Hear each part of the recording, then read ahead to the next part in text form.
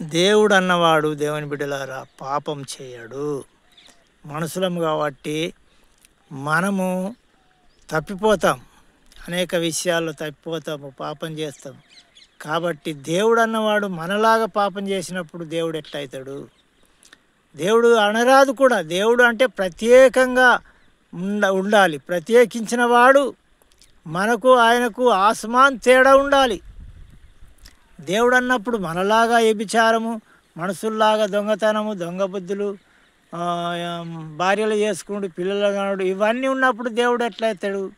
మనకున్న కోరికలు ఆయనకు ఉంటాయి, మనకు మోహం ఉంటుంది, ఆలోచన ఉంటుంది, మోహపు చూపు ఉంటుంది, ఆయనకు కూడా ఉంటాయి. మరి ఆయన మనకు ఎలాంటి కోరికలు ఉన్నాయి, అలాంటి కోరికలు అన్నీ కూడా ఆయనకు కూడా ఉంటాయి. ఆయనకు పుట్టిన వాళ్ళందరూ కూడా మళ్ళీ దేవుళ్ళు అయిపోతారు. ఒక్క దేవుడు అని పిలవరాదు. హల్లెలూయా. కానీ సృష్టికర్త ఒక్కడే కాబట్టి ఆయనకు మోహపు చూపులు ఉండే. ఎందుకంటే ఈ లోకము అభివృద్ధి కావాలని, ఆయనను గణపరచాలని మనుషులకు మోహం పెట్టిండు.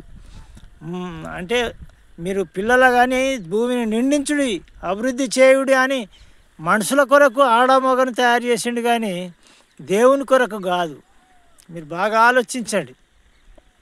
దేవుని కొరకు అలాంటి గుణాలు, ఆలోచనలు, మోహపు చూపు దేవునికి ఉండరాదు.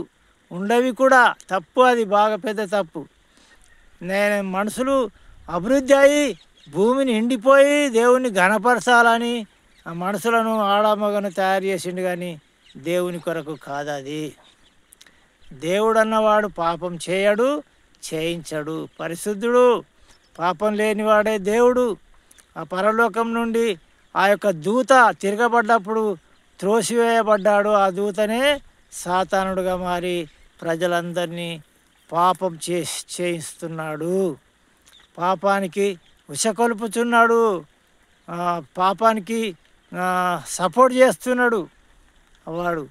కాబట్టి వాని మాట వినక ఏది మంచిదో ఏది చెడో మనం గ్రహించి, సత్యమును గ్రహించి సత్యమైన దేవుణ్ణి మనం తెలుసుకుందాం. ఈ కొద్ది మాటలు దేవుడు దీవించును గాక. ఆమెన్.